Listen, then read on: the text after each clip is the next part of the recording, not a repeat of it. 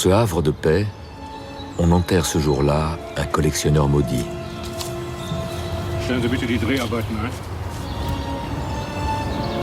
6 mois auparavant, c'était un parfait inconnu.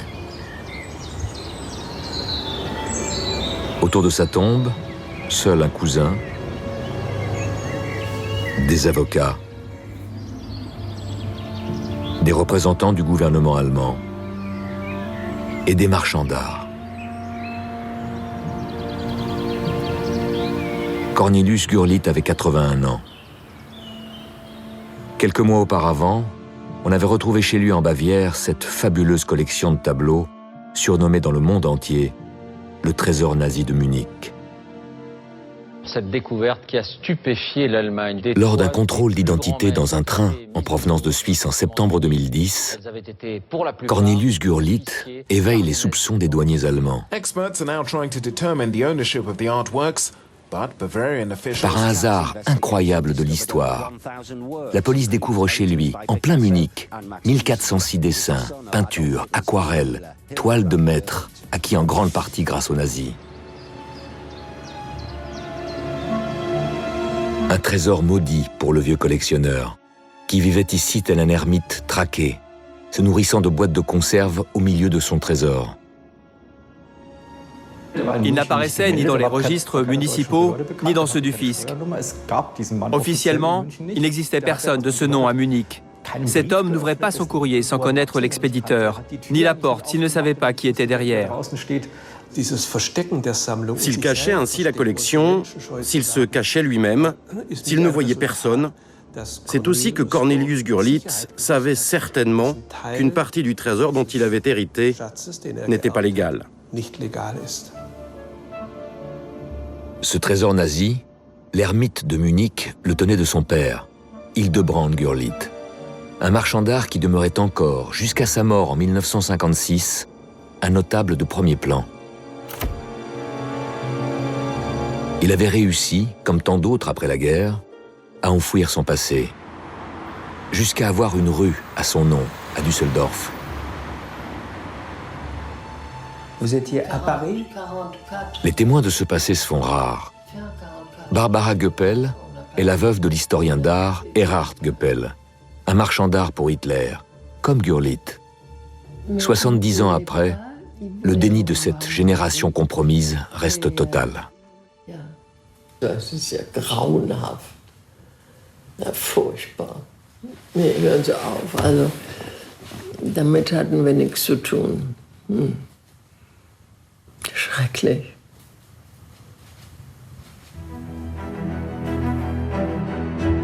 La collection Gurlitt dérange toute l'Allemagne. Il a fallu le scoop d'un hebdomadaire pour que la justice allemande reconnaisse enfin, le 5 novembre 2013, avoir découvert ce musée clandestin sur lequel un parquet bavarois enquêtait dans le plus grand secret depuis près de 2 ans. Nämlich der besagte Max Liebermann, Max Beckmann, Otto Dix, Oskar Kokoschka, Ernst Ludwig Kirchner, Pablo Picasso. Qui étaient ces hommes et ces femmes de l'art allemand, enrichis grâce aux nazis et restés impunis après la guerre?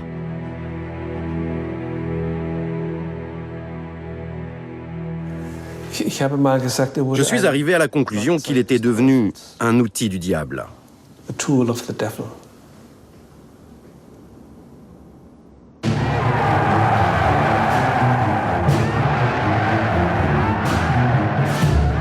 1933. La moitié de l'Allemagne porte Adolf Hitler au pouvoir. Dès les premiers jours, le Führer met en œuvre son idéologie antisémite. Il décrète les premiers interdits professionnels et les premières confiscations de biens appartenant aux Juifs. C'est un dépouillement qui va progressivement toucher tous les Juifs en Allemagne. Et la saisie des biens n'est qu'une étape de déshumanisation en vue de la saisie des personnes et de leur extermination. À 38 ans, Hildebrand Gurlitt va devoir choisir son camp. Comment se comporter avec les nazis? Quel visage leur montrer? lui qui part avec 2 handicaps. Dans la famille Gurlitt, l'homme le plus célèbre du clan est son grand-père, le peintre allemand Louis Gurlitt, marié à une juive allemande. Outre cette grand-mère juive, Hildebrandt a une passion artistique que les nazis détestent, l'art moderne.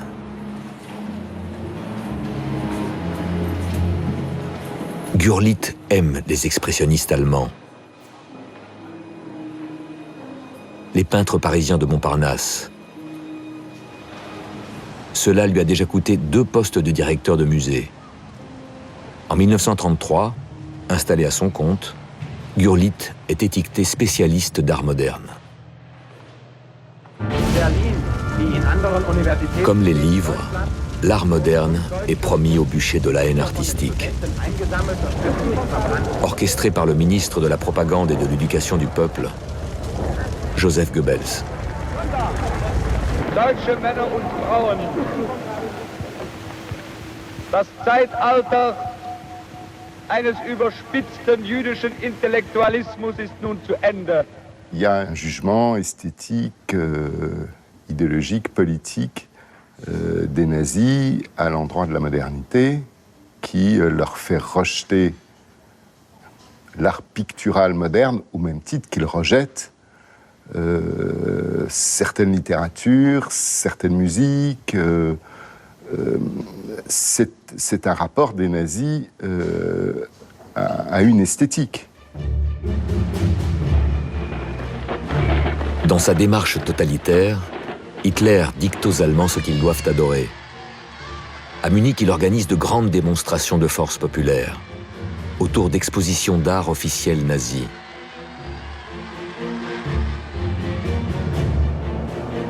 La Grèce antique, les paysages classiques, le Moyen-Âge, les racines allemandes.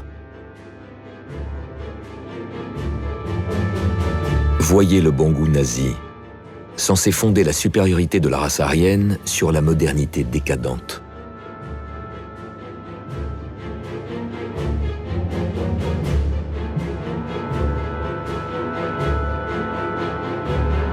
En juillet 1937, à quelques kilomètres de là, dans Munich, Goebbels organise une exposition d'art moderne baptisée par les nazis « Art dégénéré ».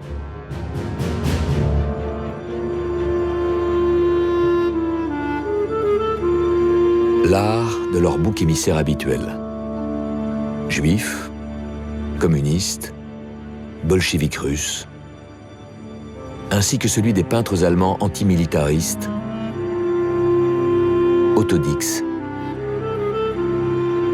et Max Beckmann, accusés de saper l'âme allemande.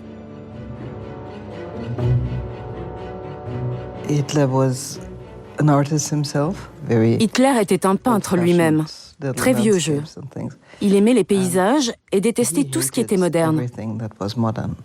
À l'opposé, Max Beckmann se voyait comme un peintre européen. Il disait tout le temps « Je ne veux pas être regardé en tant qu'Allemand ». Il voulait être perçu dans le contexte européen.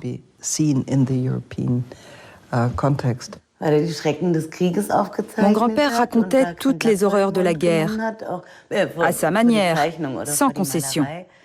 Il les peignait sans rien enjoliver. Il avait cette façon extrême de représenter les choses jusqu'au moindre détail, et il assumait cette manière de faire. Les nazis l'ont classé parmi les dégénérés. Ce qu'ils faisaient ne s'insérait pas dans leur façon de voir.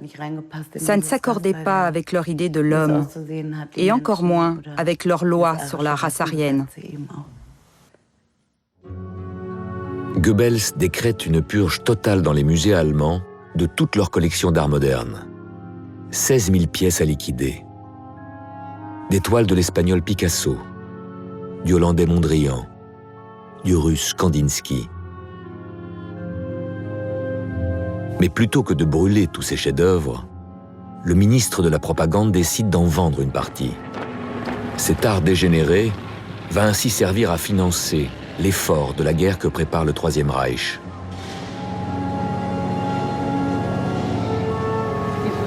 En janvier 1938, Goebbels nomme une commission de 4 experts en art moderne chargés de les écouler. Hildebrand-Gurlitt en fait partie, avec carte blanche pour se servir les premiers. Hildebrand-Gurlitt accède au stock des musées allemands grâce aux nazis.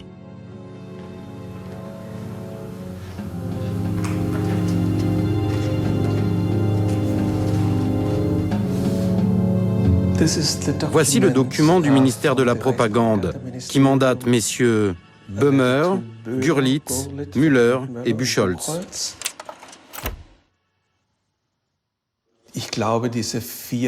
Ces 4 marchands étaient tout à fait conscients de l'occasion inouïe qui se présentait à eux de se procurer des œuvres d'art.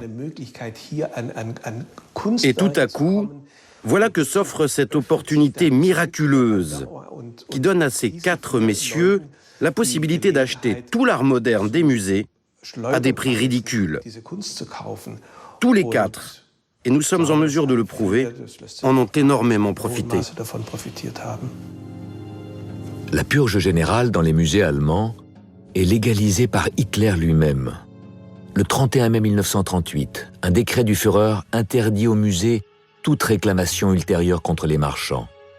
On autorise ainsi une véritable braderie des œuvres. La vente la plus importante a lieu en Suisse, à Lucerne, en 1939. Des tableaux pour les marchands et quelques devises pour le Reich. Le décret d'Hitler ne sera pas abrogé après la guerre. Gurlitt et les autres ne rendront jamais au musée les œuvres modernes acquises grâce aux nazis.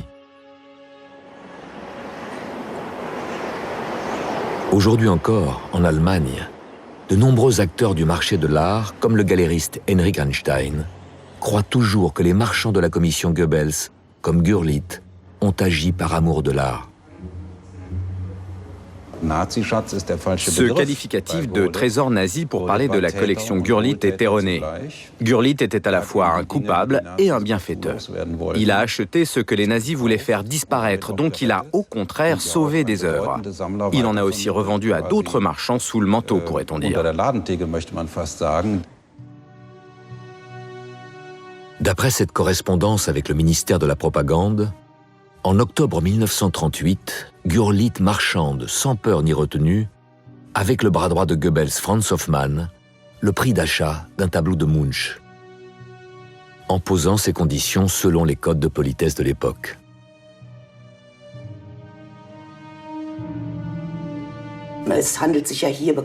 Nous sommes capables de démontrer que parmi ces 4 marchands d'art, 2 d'entre eux au moins, Hildebrand-Gurlitt et Karl Buchholz, se sont eux-mêmes proposés pour devenir membres de la commission de vente d'art dégénéré. À travers cette vente, tout comme à travers l'histoire du marchand d'art Hildebrand-Gurlitt dans les années précédentes, on comprend aujourd'hui son caractère ambivalent. Gurlitt, l'ambivalent, va aussi profiter des nazis pour acheter des biens juifs.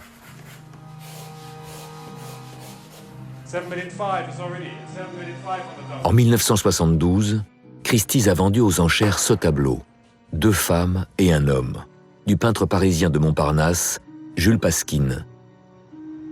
Dans le catalogue, rien n'indique sa provenance douteuse. Dresde, en 1935. Car cette toile, Gurlitt l'avait achetée au début de la répression nazie à un patron de presse juif au chômage, Julius Ferdinand Wolf. Est-il venu aider un homme dans le besoin ou profiter de la situation? Comme des milliers de juifs allemands, Julius Wolf est dépouillé de tout, frappé par les interdits antisémites, obligé de vendre ses biens pour subsister. Cela ne fait aucune différence de savoir si Gurlitt était nazi, demi-juif ou contre les juifs. Peu importe, la réalité est que M. Wolf était victime de la persécution nazie en 1935. M. Gurlitt a donc acheté un tableau volé. C'est la définition d'une vente forcée. Être obligé de vendre sous la contrainte revient à une confiscation. C'est une des pires vilainies, évidemment, d'acheter une œuvre dans des conditions de contrainte, parce que la personne est aux abois, est menacée, et en particulier, évidemment, les Juifs. Julius Ferdinand Wolf et sa femme se suicideront en 1942 pour ne pas subir le sort des autres Juifs de Dresde.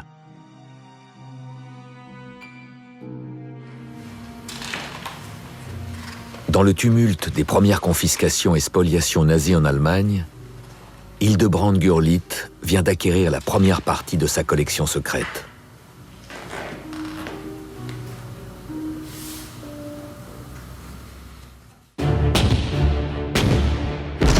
Juin 1940. Après un mois de violents combats, les troupes allemandes enfoncent les lignes françaises et pénètrent dans Paris. Nun rücken über dieselben Straßen deutsche Truppen in Paris ein. Paris ist in deutscher Hand. Combien de Français amers? Combien de Français soulagés? Pour la grande majorité, il faut apprendre à survivre au jour le jour. Mais un autre monde se frotte les mains.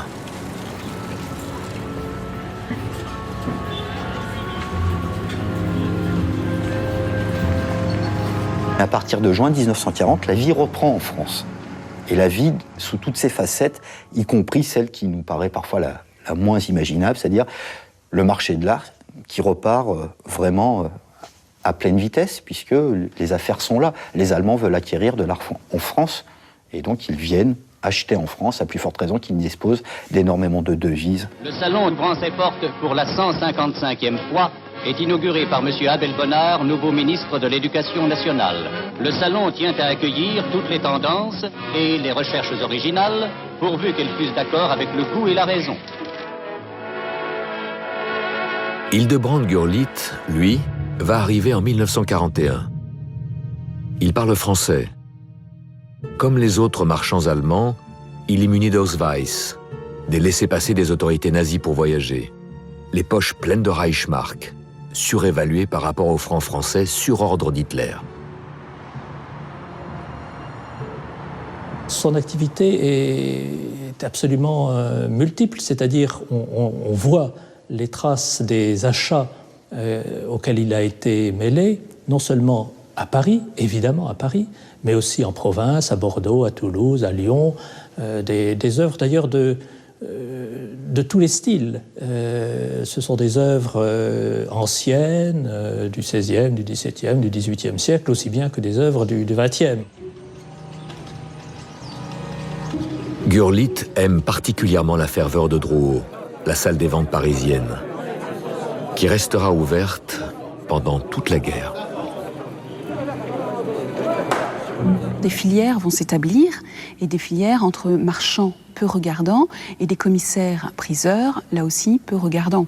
Et on trouve des œuvres qui ont une provenance tout à fait douteuse pendant cette période. Le marché est inondé de biens vendus pour survivre, et surtout de biens juifs. En plus des pillages allemands, Vichy lance sa propre politique antisémite de confiscation, avec ce décret du maréchal Pétain du 3 octobre 1940, définissant une race juive.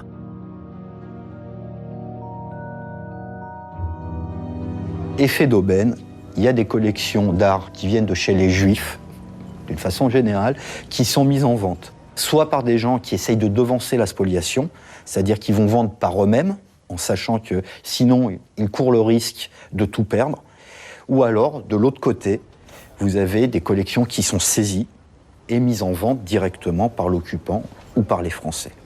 Alors la spoliation de mon arrière-grand-mère, c'est tout l'appartement qui a été vidé pendant l'occupation par les nazis, et tout ce que contenait cet appartement, dont 4 tableaux, un Utrillo, un Millet, un Anglade et un Vlaminck, le coffre où il y avait Légion d'honneur en diamant. Alors, les originaux, c'est peut-être là-dessus. Là, c'est l'original de 43 d'autorisation de relocation de l'appartement occupé par Madame Carcassonne d'origine israélite, libéré par les autorités d'occupation au bénéfice d'un monsieur Vazanov, que les autorités allemandes ont désigné pour occuper ce local. Ça, c'est toute la liste qui a été émise par la préfecture de police. Tout l'ameublement, tout, y compris la vaisselle, enfin, tout. Ça va jusqu'au démontage des tuyaux de salle de bain une fois que les gens ont été déportés. C'est-à-dire que tout doit littéralement disparaître. Il y a le pillage des œuvres d'art ou des biens qui représentent une certaine valeur. Il y a des pillages qui sont organisés par la police allemande quand on arrête les juifs. On remonte jusqu'à l'os ce qui reste, c'est-à-dire vraiment tout. Une partie des pillages part directement en Allemagne pour financer l'effort de guerre, mais aussi les déportations elles-mêmes. Des millions d'objets sont pillés. Certains, parmi les plus précieux, alimentent le marché de l'art parisien et ses clients allemands, comme Gurlitt.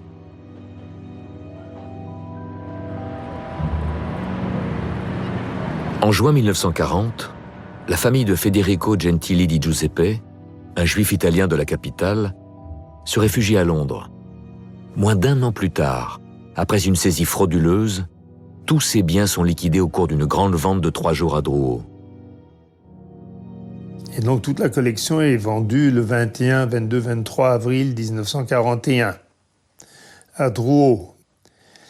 Et ça se vend très bien. Mais ce qui est très extraordinaire, c'est que c'était le début de l'occupation, donc les nazis étaient relativement discrets. Ils n'achetaient pas en leur nom. On a retracé l'itinéraire d'un tableau qui a d'ailleurs fait l'objet d'une compensation, un Obéma, un paysage d'Obéma, qui a été vendu donc, dans la vente Gentilly en avril 41 et qui est acheté par un certain Hahn, mais ensuite on le retrouve au Wallraf Museum, vendu par Gurlitt. Que ce soit pour le Wallraf Museum de Cologne ou pour sa collection personnelle, Gurlitt devient un habitué de la salle des ventes. Quand le marchand vient à Paris, il descend dans un hôtel du quartier. Malgré ses origines, peu lui importe l'affiche « Interdit aux Juifs » placardée en août 1941 sur ordre du gouvernement Pétain.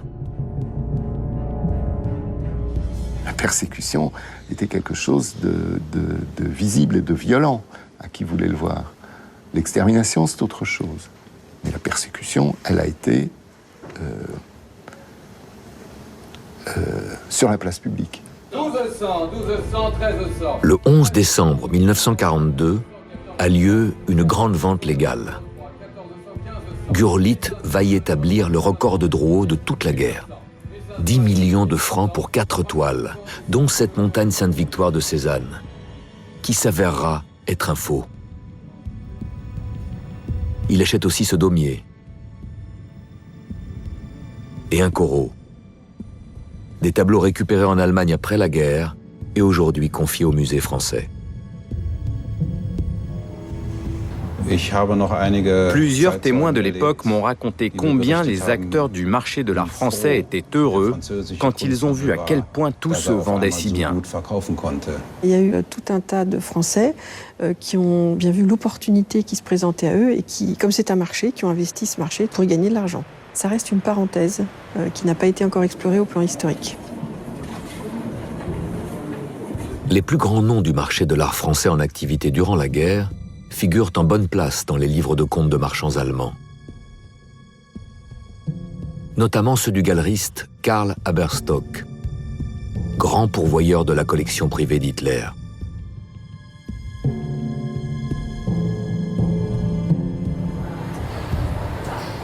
« 70 ans plus tard, malgré nos demandes, aucun acteur du marché de l'art parisien n'a accepté d'évoquer ces années noires.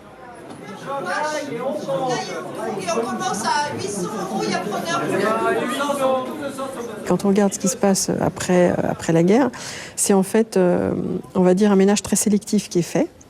On trouve 2-3 personnes sur lesquelles on a l'impression, faire un exemple un peu médiatique, mais pas très sévère quand on regarde les condamnations. Et pour le reste, très très vite, les choses retournent, on va dire, à une espèce de routine tout à fait terrifiante. Ça, c'est assez frappant. À mesure que la guerre avance, Hildebrand-Gurlitt amasse une immense fortune. Comme à Cologne, les directeurs des grands musées allemands lui achètent tableaux, sculptures, tapisseries, sans état d'âme. Début 1943, c'est la consécration. Gurlitt est recruté par l'équipe d'Hitler pour participer au projet fou du Führer, se faire construire un immense musée à Linz, sa ville natale.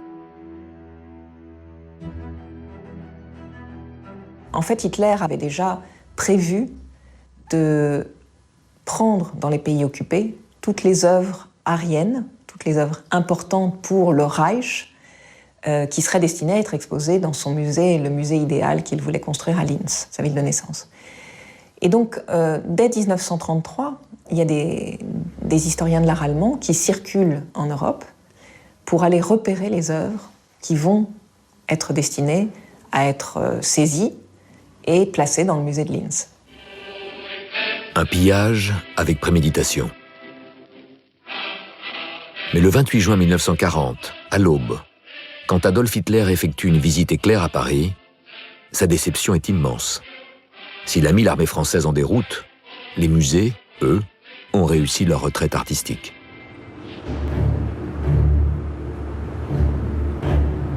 Pendant la drôle de guerre, entre septembre et décembre 1939, les trésors nationaux ont été déménagés et mis à l'abri dans différents châteaux de province.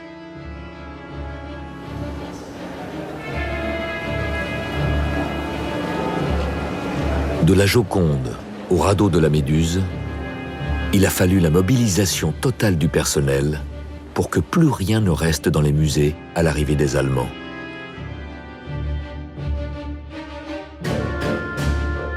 Mais Hitler et ses complices veulent leur collection, à tout prix.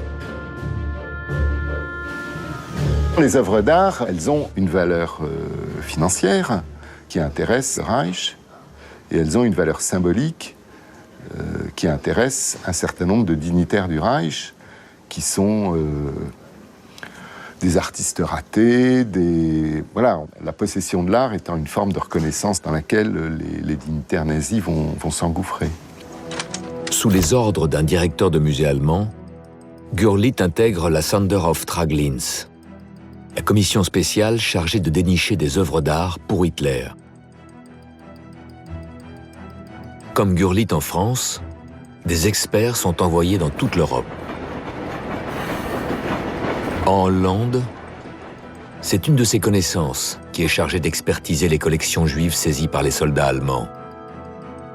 Erhard Goeppel, qui lui aussi s'en sortira sans problème après la guerre. À Munich, en 2014, la veuve de Goeppel, Barbara, a mis plusieurs semaines avant d'accepter de nous parler de son mari. L'alibi de ces érudits au service des nazis comme Goeppel et Gurlitt a toujours été de se retrancher derrière leur rôle de conseiller artistique.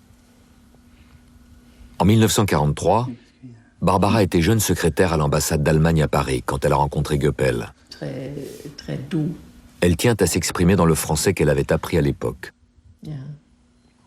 Qu'est-ce que ça voulait dire travailler pour Linz? C'est quand même travailler pour eux? Oui, bien sûr, bien clair. Mais bien.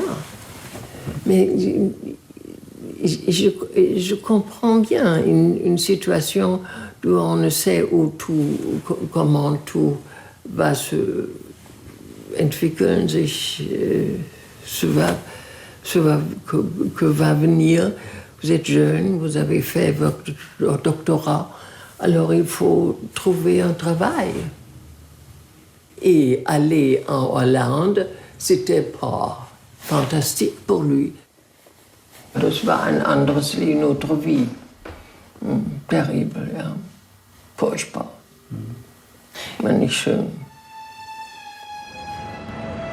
En avril 1943, Goeppel effectue une mission exceptionnelle à Paris, en l'absence de Gurlitt. Expertiser la plus importante confiscation juive de toute la guerre, celle de la famille Schloss, qui possédait la plus grande collection de maîtres flamands et hollandais de France. Rembrandt, Rubens, Van Dyck, Bruegel. 333 toiles de maîtres classiques qui correspondaient au goût d'Hitler.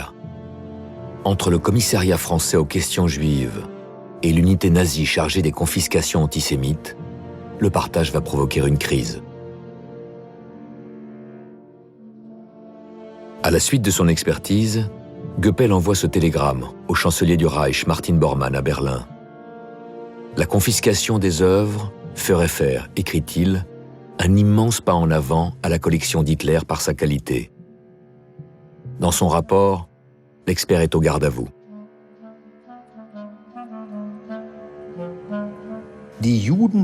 Les Juifs Schloss, anciens propriétaires de la collection, ont été arrêtés dans la zone française, occupée par l'Italie, pour agissement gaulliste, et se trouvent en garde à vue sous l'autorité de la police allemande à Lyon.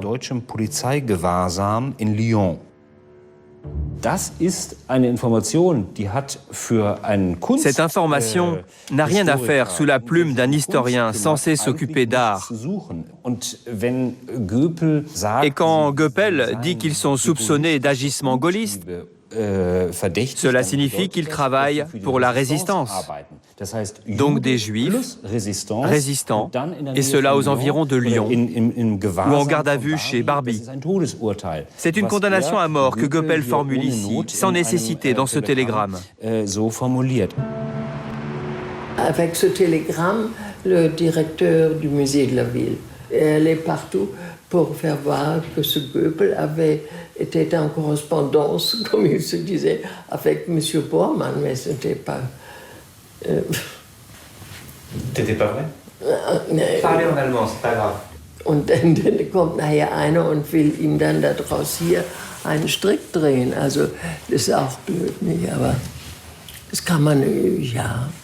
wenn man nicht drinsteckte in dieser ganzen Sache, konnte man das, glaube ich, gar nicht verstehen, was da ablief. Ne? À l'issue de ce pillage franco-allemand, la raison du plus fort l'a emporté. En novembre 1943, Goeppel rapporte en Allemagne les 4/5 de la collection Schloss. Seule une 50aine de toiles sont restées en France. Le maréchal Pétain et sa politique de collaboration avec l'Allemagne nazie n'ont pas pesé lourd face aux appétits sans limite des pilleurs du Reich. Car il n'y a pas que Hitler. Le numéro 2 du régime, Hermann Göring, est lui aussi un grand collectionneur. Le chef de l'armée de l'air a transformé son relais de chasse de Karinhal près de Berlin en musée privé, le musée des spoliations. Non seulement il y a un plan, on sait où sont les collections et on va les chercher immédiatement, mais en plus il y a une course et une compétition féroce entre les différents dignitaires nazis qui vont vouloir s'approprier cette fonction, la fonction du pillage. À chaque passage à Paris, Hermann Göring descend au Ritz, quartier général des dignitaires du régime, et s'offre une petite visite à 2 pas, dans le jardin des Tuileries, au musée du jeu de paume, transformé en gare de triage des collections juives confisquées. Le jeu de paume va permettre d'être un lieu d'exposition. Et donc on voit très vite qu'il va pouvoir servir à faire des expositions, et d'ailleurs ça va être utilisé très vite pour Göring. Dans la salle des martyrs, l'art moderne, dont les nazis ne veulent pas. Au jeu de paume, le maréchal Göring a placé l'un de ses hommes, le lieutenant nazi Bruno Lose, un jeune historien de l'art de l'ERR, l'unité du Reich chargée du pillage à travers toute l'Europe, un complice qui lui met de côté les plus belles pièces. Lose va proposer de vider la salle des martyrs au musée du jeu de paume où sont stockées les œuvres modernes spoliées aux familles juives pour les échanger contre des œuvres de plus petit format, correspondant mieux aux critères esthétiques du Troisième Reich, qui vont être apportés au musée du Jeu de Paume par des marchands. Un marchand arrivait avec un port d'Anvers de Jan Bruegel, un petit tableau, et souhaitait l'échanger. Göring proposait 4 œuvres de Matisse qui étaient stockées au musée du Jeu de Paume. Et donc on voit que le rapport était d'un Jan Bruegel contre 4 Matisse. Gurlitt, lui, n'achète pas directement au Jeu de Paume. Il se fournit chez des galeristes qui se salissent les mains à sa place. C'est un homme qui prend de très grandes responsabilités, mais tout en étant toujours ayant la prudence d'être en quelque sorte au deuxième rang. Hildebrand Gurlitt va essayer de passer par des intermédiaires. On sait qu'il y a une origine assez lointaine juive, et pour ce fait, il ne peut pas fréquenter le premier cercle des dignitaires nazis, des sommités nazies.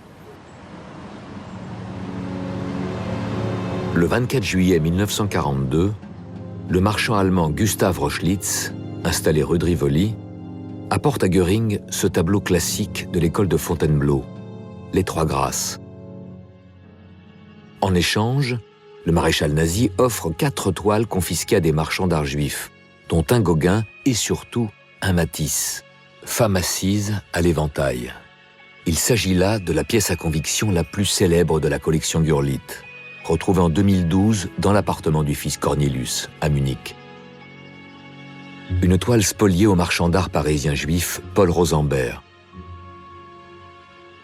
Ces acquisitions indirectes permettent à Hildebrand Gurlitt d'échapper à la vigilance de celle qui va devenir la résistante du Jeu de Paume, Rose Valland, qui note dans ses carnets la liste des œuvres pillées et celle des pilleurs.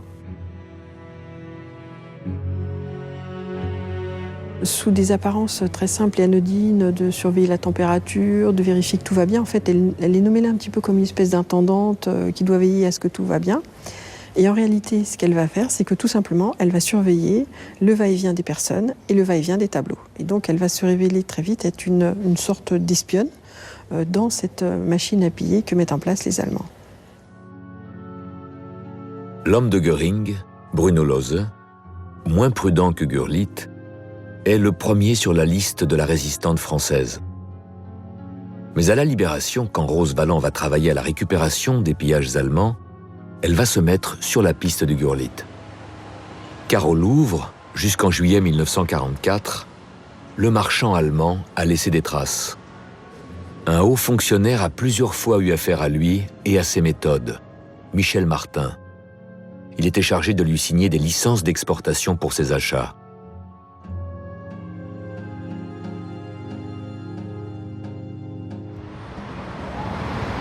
Les archives diplomatiques françaises ont conservé la trace d'Hildebrand Gurlitt.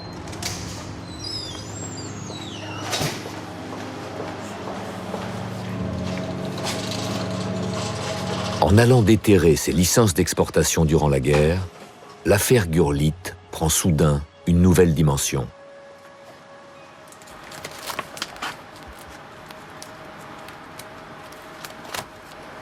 Il y a une trentaine de cartons dans lesquels on peut trouver des traces sur son activité. Les licences d'exportation qui permettent de savoir très précisément ce qui est parti en Allemagne provenant de France. On a des listes entières de ce qui a été acquis en France par Gurlitt. On a beaucoup de traces de son trafic. C'est quoi l'ordre de grandeur Des centaines. Près de 1000. Dans ses archives, traînait aussi un rapport édifiant sur Gurlitt l'insaisissable. Portrait que Michel Martin, le fonctionnaire du Louvre, a écrit en 1944. Je voulais te montrer un ensemble de dossiers qui montrent la personnalité du marchand. Ça, c'est très intéressant. Le docteur Hildebrand Gurlitt a effectué à Paris des achats de plus en plus importants de 1941 à 1944. Très âpre au gain, riche, il était avant tout homme d'affaires. Il ne paraissait pas manifester de sentiments hostiles vis-à-vis de la France, mais exploitait cyniquement toutes les occasions de la dépouiller de ses œuvres d'art. Le docteur Gurlitt profitait de ses achats à titre officiel pour se procurer à titre personnel des objets destinés à sa galerie ou à sa collection particulière.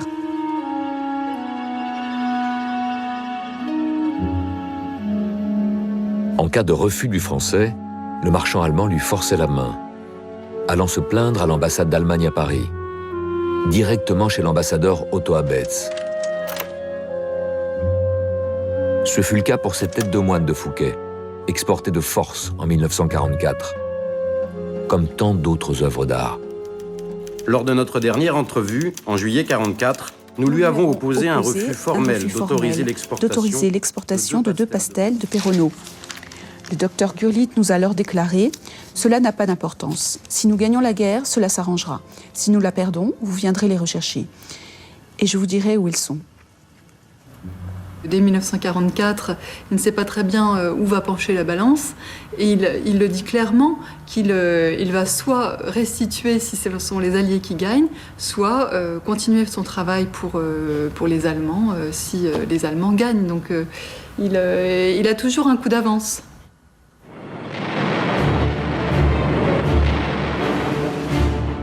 Le 6 juin 1944, le vent tourne. 1 mois après le débarquement en Normandie, à mesure que les forces alliées progressent vers Paris, les marchands d'Hitler battent en retraite eux aussi, chacun pour soi. Hildebrand-Gurlitt a prévu d'attendre la fin de la guerre à Dresde, sa ville natale. Mais en février 1945, la ville est ravagée par un bombardement allié. Les Gurlitt prennent la fuite. À bord d'un camion, ils partent se réfugier dans un petit village de Bavière, à l'ouest, à Aschbach.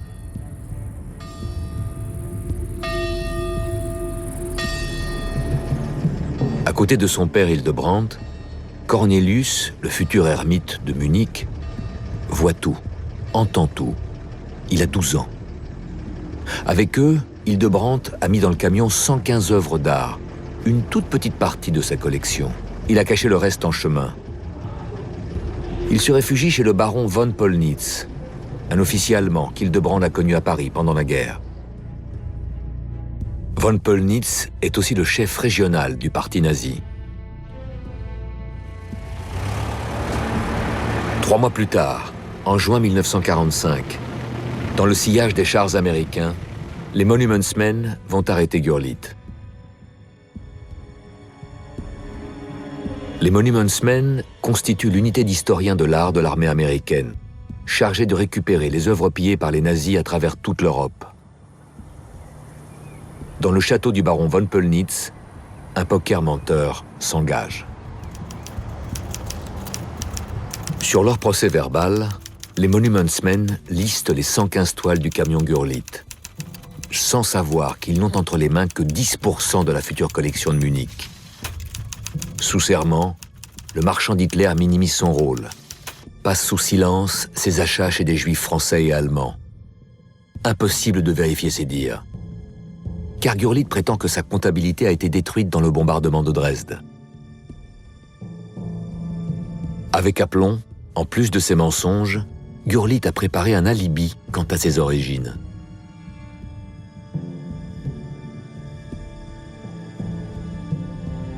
Hildebrand-Gurlitt s'est très bien défendu lorsqu'il a été interrogé après la guerre. Il leur a dit, premièrement, j'ai été victime du régime nazi parce que j'avais une grand-mère juive, ce qui lui a été très utile, vu les circonstances. Deuxièmement, il leur a dit, ce que j'ai fait, on m'a forcé à le faire. Troisièmement, il leur a dit « Je n'ai pas eu de connaissance directe de ce qui se passait. Je n'ai jamais fait de tort à un collectionneur juif. Je n'ai jamais eu de contact ou de rapport personnel avec des nazis. Et de toute façon, dans le fond de mon cœur, j'étais contre tout cela. » Méfiants, les Monumentsmen préviennent les services français, notamment Rose Valland. La résistante du jeu de paume est devenue entre-temps capitaine dans l'unité française chargée des récupérations artistiques. Fin 1946, Rose Valland interroge le fugitif à plusieurs reprises. Gurlitt comprend qu'il doit lui donner quelque chose pour sauver sa peau. Alors, à la manière des trafiquants, il balance les autres marchands, les musées à qui il a vendu des œuvres. Il espère ainsi pouvoir conserver sa collection personnelle. Vous me laissez tranquille, vous me laissez continuer mes affaires, et moi je vous informe, puisque je suis très au courant de ce qui s'est échangé. Chacun savait, dans les services alliés, qu'il était précieux, que c'était un informateur finalement.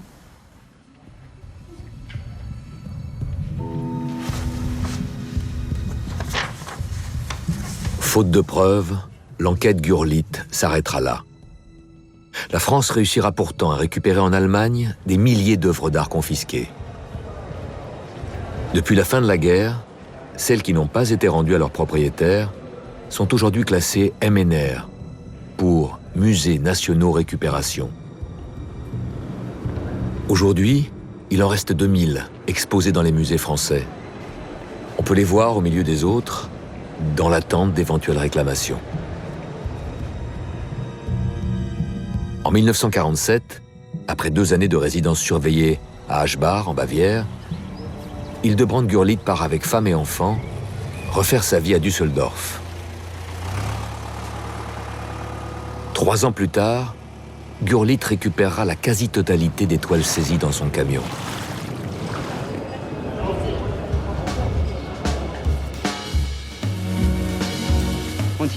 À Düsseldorf, le monde artistique est en pleine renaissance.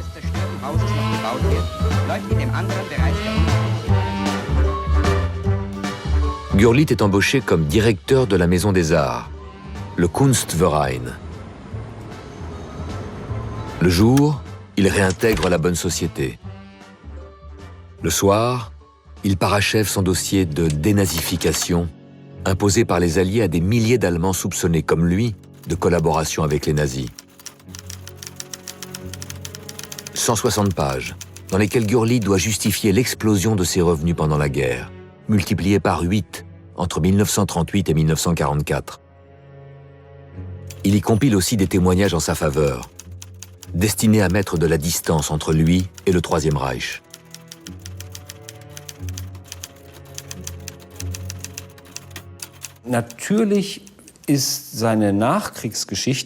Bien sûr, après la guerre, il va raconter l'histoire habituelle. J'ai toujours été contre, j'ai aidé, j'ai sauvé, je n'ai rien fait de mal. Et voilà tous ces gens de la même génération qui se serrent les coudes.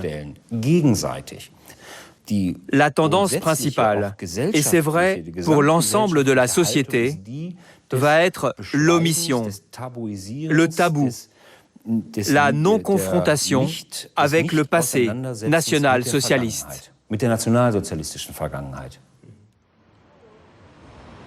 Gurlitt reçoit son certificat de dénazification le 8 janvier 1948. Comme lui, un noyau de notables compromis avec Hitler choisit Düsseldorf pour leur réinsertion, comme l'architecte Friedrich Thams, à droite sur la photo.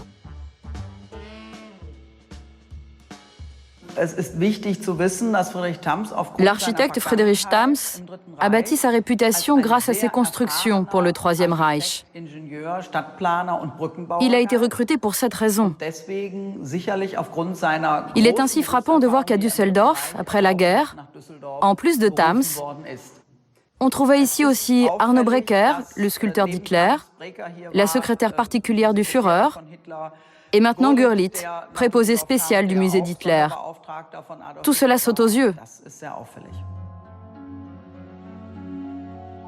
Son passé bien enfoui, le notable organise même des expositions avec des pièces de sa collection douteuse. Lors d'une inauguration en 1954, le président de la Nouvelle-Allemagne fédérale, Theodor Heuss, en personne, lui donne l'accolade. Il est là, au premier plan, avec ses petites lunettes rondes, guidant l'écrivain allemand Thomas Mann.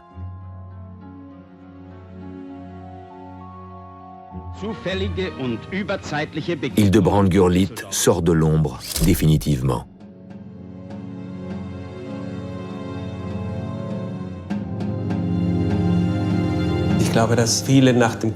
Après la guerre, beaucoup de gens ont repris leur vie dans le déni, dans le mensonge. C'était plus facile que d'expliquer comment on avait pu soutenir Hitler et ses sbires. Cette attitude était tellement répandue qu'on a arrêté totalement de parler des crimes des nazis. Et on a échafaudé un château de mensonges.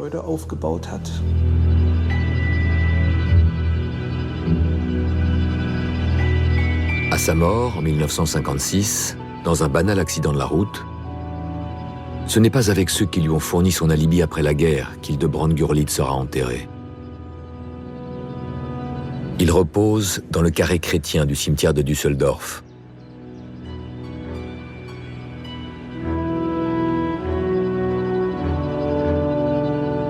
Aux côtés d'anciens nazis, comme le sculpteur d'Hitler, Arno Breker. Là où son fils Cornelius l'a rejoint en mai 2014. 6 mois à peine après avoir fait la une des journaux du monde entier.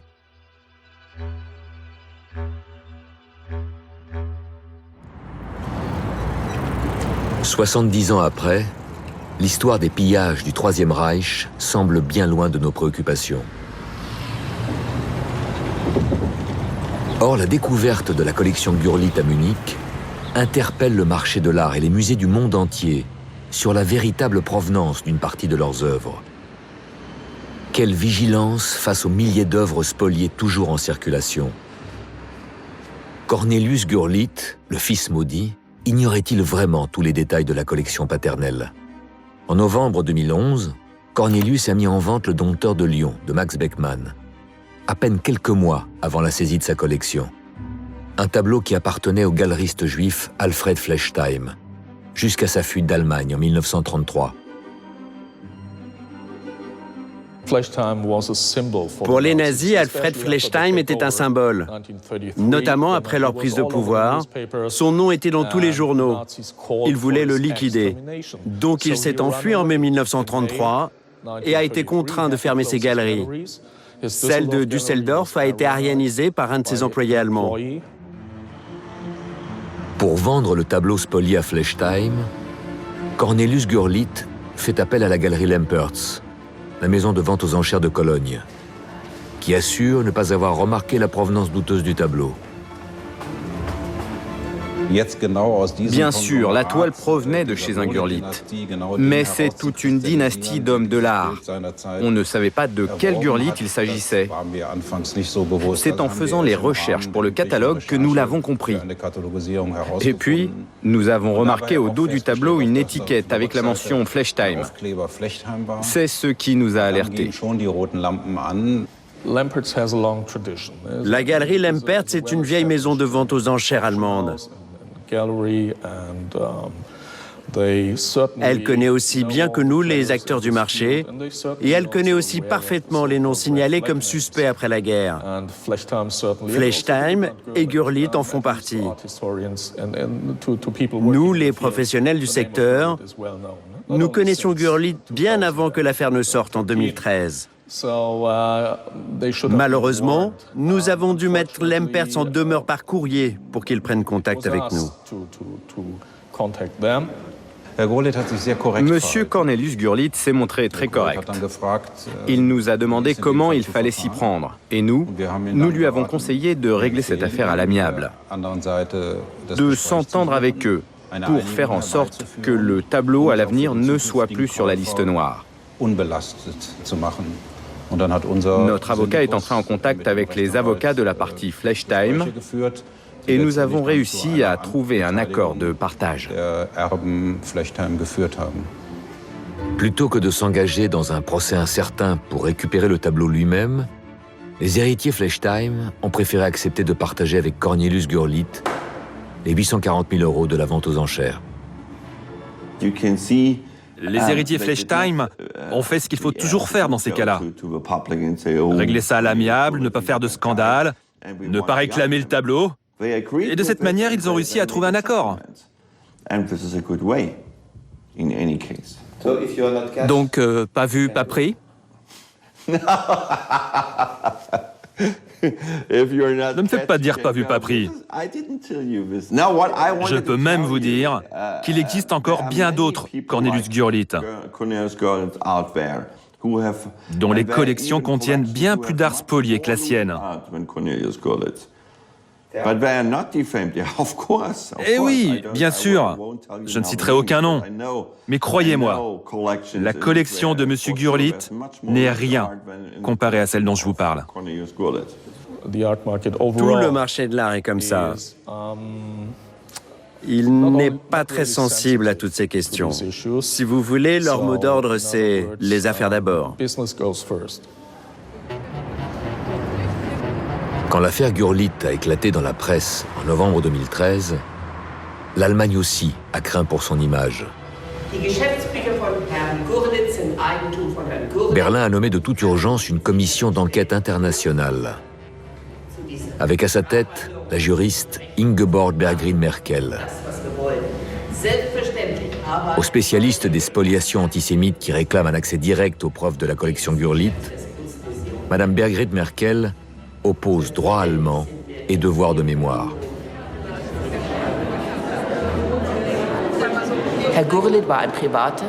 Monsieur Gurlitt était une personne privée.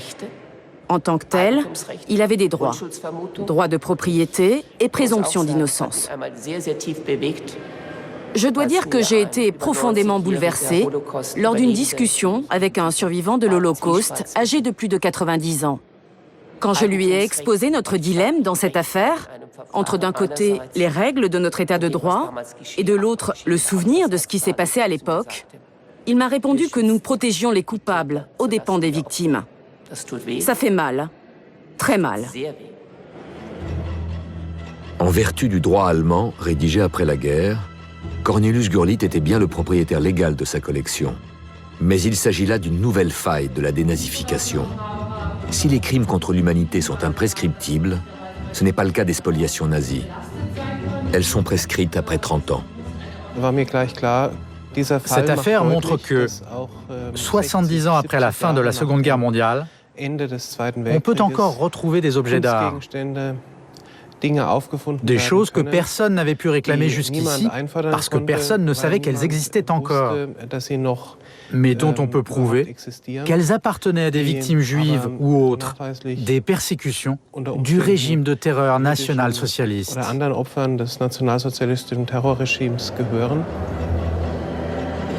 Les musées allemands non plus ne peuvent pas réclamer leur collection d'art moderne.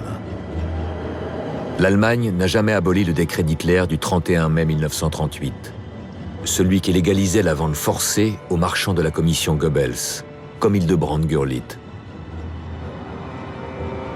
Les obstacles de la législation allemande compliquent le travail des chercheurs et des familles spoliées.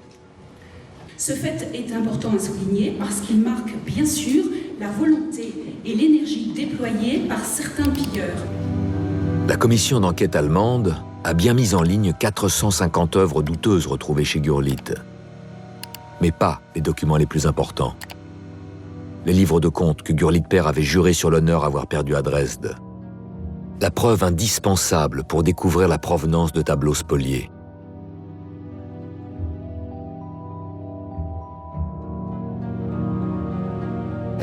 Tous ceux qui font des recherches de provenance d'œuvres d'art vous diront qu'avec seulement la reproduction d'un tableau, sans autre indication, il est impossible de connaître son histoire. La commission d'enquête allemande n'a pas pour mission de protéger l'héritage de Hildebrand Gurlitt. Et ils l'ont répété à maintes reprises.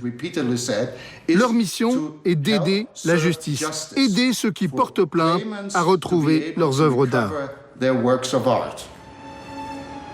L'affaire Gurlitt aura révélé l'immense injustice des spoliations qui se perpétuent depuis la guerre. Ces œuvres au passé douteux, qui se trouvent toujours dans des musées, dans des collections privées, ou en circulation sur le marché de l'art. Tout ce temps perdu depuis 70 ans, à ne pas chercher les descendants légitimes des propriétaires disparus. Délié des secrets de son père Hildebrandt, Cornelius Gurlitt s'était engagé à restituer les œuvres spoliées de son trésor de Munich. Mais il n'en a pas eu le temps. À l'hôpital où il est décédé, il avait emporté une petite valise. Après sa mort, on y a trouvé un énième tableau de maître.